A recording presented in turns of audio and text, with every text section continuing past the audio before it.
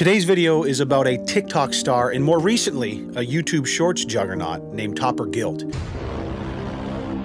Here's an example of one of his YouTube Shorts that's been viewed over 200 million times. That's almost 2/3 the population of the United States. Take a look. Let me see. Oh my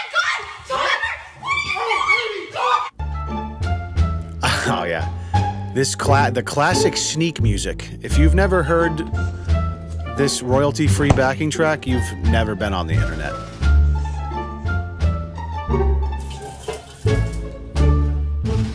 So I guess incredible. Hey, baby. Hey. What's up? What are you doing? Just cleaning. Cleaning? Just doing the dishes. Baby, is this your sponge? Yeah, why? That was it. I guess like the punchline was at the beginning, and they didn't even bother including it in the end. I guess 200 million views.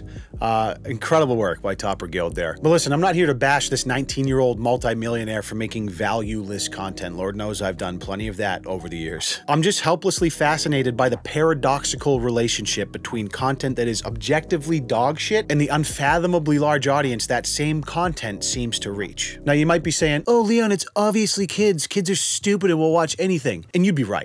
Kids are dumb as shit, and I mean that in the most endearing way possible. But I think there's more to it than that, and I'll give you an example of what I mean and dig a little deeper into what's going on if you'll do me the courtesy of allowing me to chat about today's video sponsor, ExpressVPN, before we jump in. I'll see you in a few. In the years I've been using ExpressVPN to keep my footprint anonymous on the internet, I find new use cases every day that makes me thankful that ExpressVPN exists. Internet service providers worldwide continue to engage in data harvesting practices, and in the US where I live, they can legally sell that data for a premium, effectively monetizing your online behavior. No thanks. ExpressVPN blocks your ISP from seeing what you're doing by encrypting your data and rerouting your connection through a secure server of your choosing. Recently, I've been heavily involved in the cryptocurrency space through investments and finding ways to get good returns on my money that bank accounts don't offer anymore through decentralized finance. ExpressVPN allows me to remain anonymous and use whatever decentralized app that I want. So even if it's geo-restricted in the US, I can just connect to a server outside the US and boom, I'm ready to go. And I hate to be the one to break it to you, but incognito mode doesn't do shit. It's a cute way to make normie dudes feel secure that their wife won't stumble on their browser history and get exposed for their deplorable hentai addiction, but your ISP is still logging all of that. With ExpressVPN, they can't. So hentai away, my young weebs. I constantly use ExpressVPN in my office here and on the go while I'm on my cell phone. They have an app for virtually any device that you might use. And for less than $7 a month and a 30-day money-back guarantee, it's a fantastic time to try it out for yourself. So take control of your data and your anonymity and find out how you can get 3 months for free by using my link in the description box below. That's expressvpn.com/LeonLush. Thank you, ExpressVPN, for sponsoring YouTubers that we love, and thank you guys for supporting the channel. I appreciate you. How does one know they are destined to be an influencer? Nigel, I'm curious to what your take is. I got a 10.5-inch dick. That is irrelevant, first of all, Nigel, and honestly a bit of an overshare, if I'm being honest. But for Topper, it was sheer intuition. When asked in an interview what the driving moment was that made him make a TikTok account, Topper said that it was at his brother's behest. Bro, you gotta get on this. A bunch of people are blowing up, his brother insisted, to which Topper replied, damn. Okay, like, I'll give it a shot because I always knew I wanted to be a social media influencer. Compelling shit, if I'm being honest. He also went on to say that after like a week of trying with no success, he gave up. Until he read a motivational book that helped him persist through the hard times until he eventually went viral. Shit, bro, I've posted like 5 TikToks this week. No Lambo, no money, no views. Fuck this, I'm out. Just incredible grit from Topper to be able to endure such difficult circumstances and continue to persist to eventually get that Lambo. Let's take a look at another example here. But you could be mine. You about that lifestyle.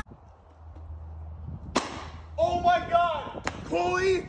Topper! Cooley! What did you do? Cooley, I messed up. Cooley, I did not mean to. What? My dad's gonna No, Topper, not the Lambo. Dad! Dad'll understand. I'm so sorry. I'm so sorry. Oh, are you kidding I'm so me? sorry. No, I did not. No, I'm very sorry. I did not mean to. Topper. Dad. 150 million views on that YouTube short, and there is certainly more where that came from if you scroll through his catalog here. What I think are probably mostly just re-uploads from TikTok. And speaking of TikTok, with over 25 million followers there now, Topper is a force to be reckoned with. And unlike most fake-ass influencers, Topper loves every single one of his followers. Can you imagine the emotional toll to truly give yourself to 25 million people? Talk about selfless. And just to make sure I'm not grossly misjudging him by his YouTube shorts, let's check out one of his TikToks to see if they're any different here. Bang Energy, what the f? Quite frankly, I'm growing fond of Bang Energy as much as I viscerally want to throw up when I see it, because they've branded themselves as the energy drink that only partners with the most AIDS influencers. So it's almost helpful because you can literally just see Bang Energy in the thumbnail and go to someone else's page because you know what you're about to watch is going to be complete horseshit. So thank you, Bang Energy, not for your cancer in a can, but for steering me in the right direction away from the most dog shit creators on the internet. Now, on a personal note, there's been a shift on YouTube the past 6 months towards YouTube Shorts. Through incentive programs for creators, the short shelf showing up on the homepage, and an obvious market need for YouTube to adapt because of how much attention TikTok has been eating up the past several years. And with all that, one of my worst nightmares is coming true, which is watching YouTube slowly but surely get overrun by absolute AIDS prank skits like Toppers that are just TikTok reposts being spammed on YouTube, infesting homepages and recommendeds everywhere. If you accidentally watch just one, you're fucked. If you're not convinced, here's a stat. Okay, this past May, Topper was the #1 most viewed YouTube channel in the world, picking up over 3.5 million subs and 3.2 billion views. That's with a B. In just the month of May. That is more than Indian Juggernaut T-Series and more views than Dumb Babies Worldwide could give Coco Melon. Fake baby hit by car prank.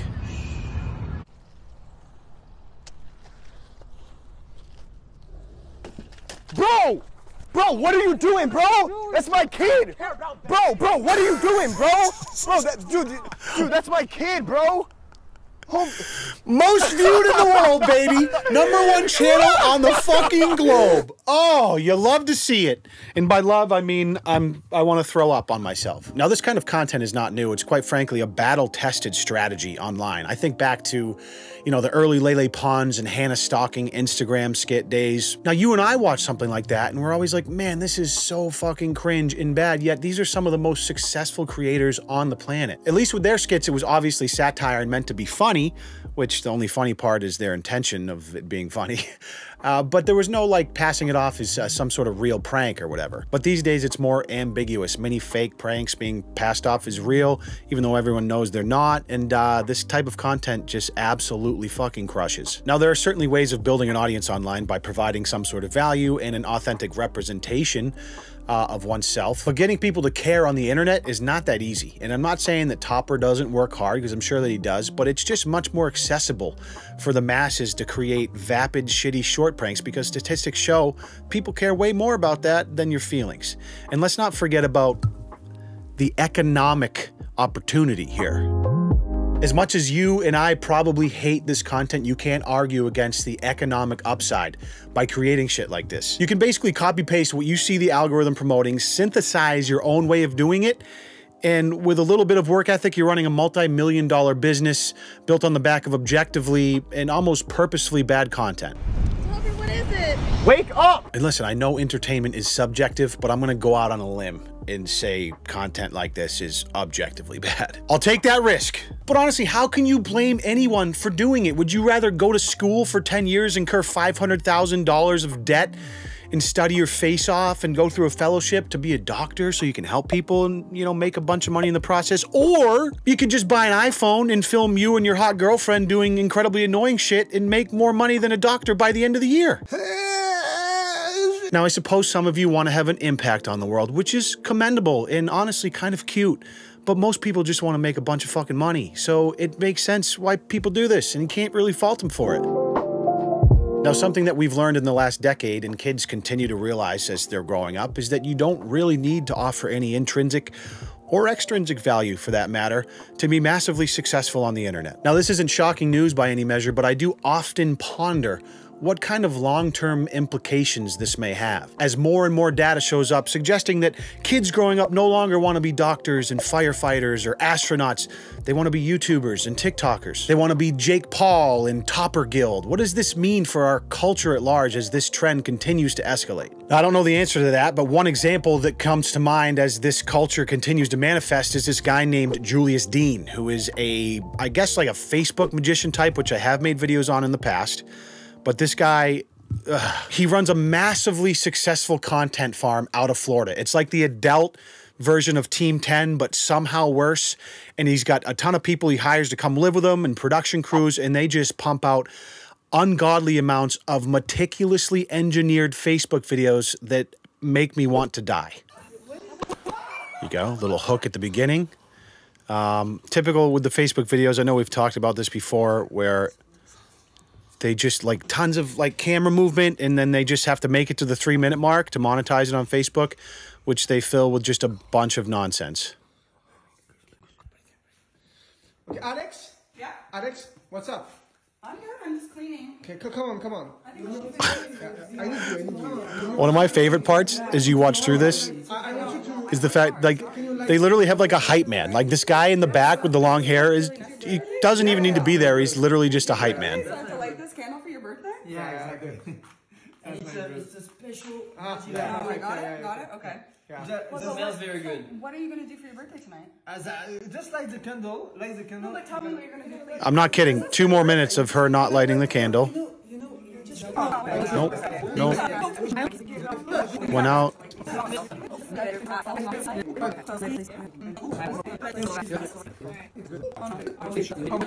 Three minutes and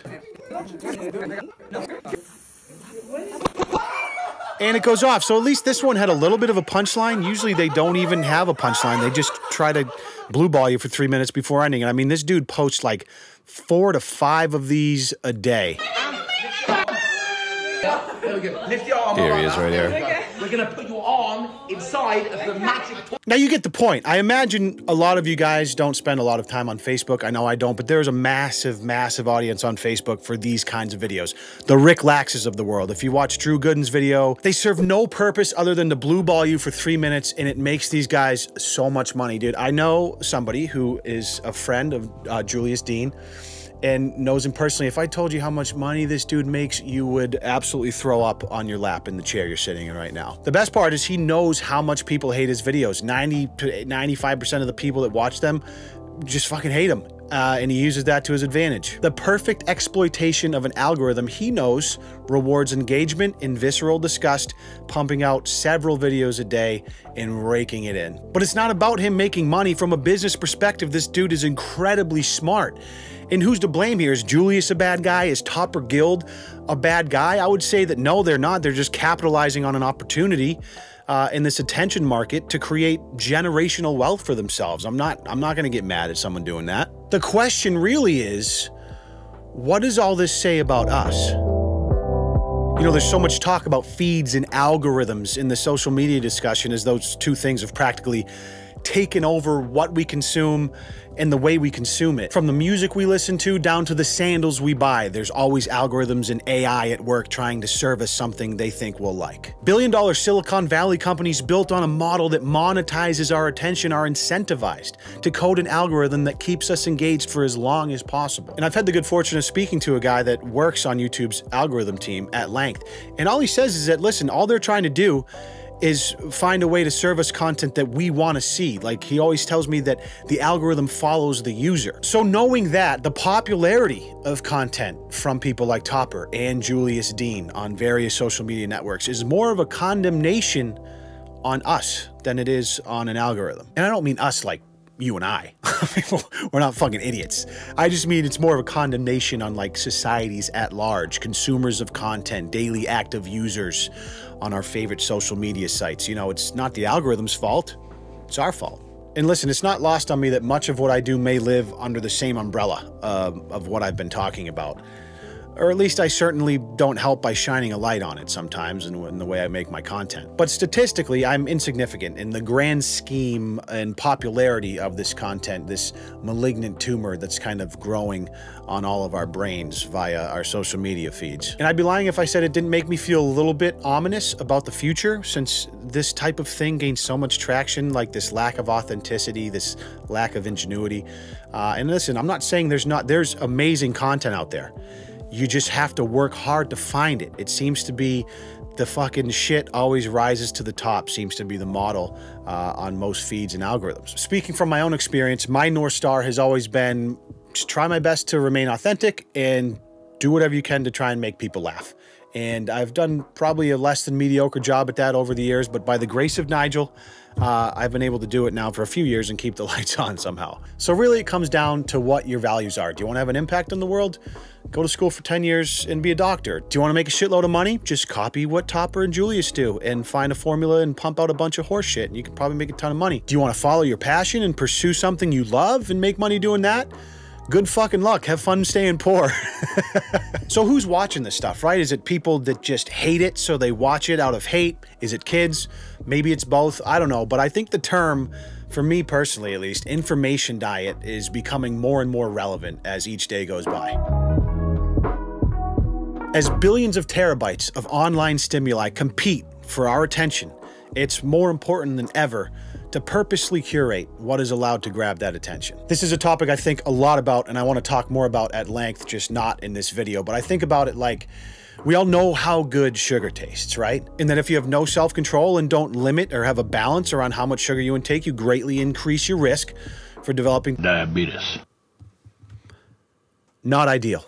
And quite frankly, I can't think of a better analogy for what we're now seeing in the information age. If we're not at least a bit mindful of what we consume and just endlessly scroll day in and day out, getting served these dopamine hits from these algorithms that are curated to steal all of our attention. If we don't make at least a modest effort to be intentional with what we consume, we're all gonna get brain diabetes. In fact, if you spent any time on Twitter in the last couple of years, I'm quite positive we all already have brain diabetes. Fuck, I know I have it. I can't focus on something for more than 5 seconds without checking a notification or pulling up something and checking something that's irrelevant to the task I'm trying to complete. It fucking sucks. I'm not kidding, and I know you feel it too. Focus is like the new superpower in the information age. I could get so much shit done if I could focus on something for more than 10 fucking seconds, but I can't, and it sucks, and I'm just being open with you guys right now. I'm trying to figure out ways to combat that, because it's like, it fucks, like, it makes you so unproductive. It's crazy. Anyways, those are my thoughts. I'll reel it in before I go too far down the rabbit hole. I initially wanted to make this video because I saw this article about Topper being the most viewed YouTube channel. I was like, wow, that's insane. Let me check it out. And I watch it, and I'm just like, man, we're really, like, what are we doing as consumers of online content? Are we really, are our brains, is this what we want to consume, this type of shit? And it's just, it made me get a little bit philosophical there, so I do appreciate you hanging in there if you did. If nothing else, I hope it spurred you to take a quick inventory of what you're allowing yourself to consume. And if we're sticking with the dietary analogy, if watching Topper's Guild and Julius Dean on Facebook is like freebasing high fructose corn syrup, well then, watching Leon Lush videos is akin to eating a kale salad full, dense with nutrients, with a nice 7-ounce piece of grilled salmon on top. Squeeze a lemon. Stay healthy, my friends, and make sure you hip thrust that motherfucking like button. Can't wait to see you in the next video. I appreciate you. Peace.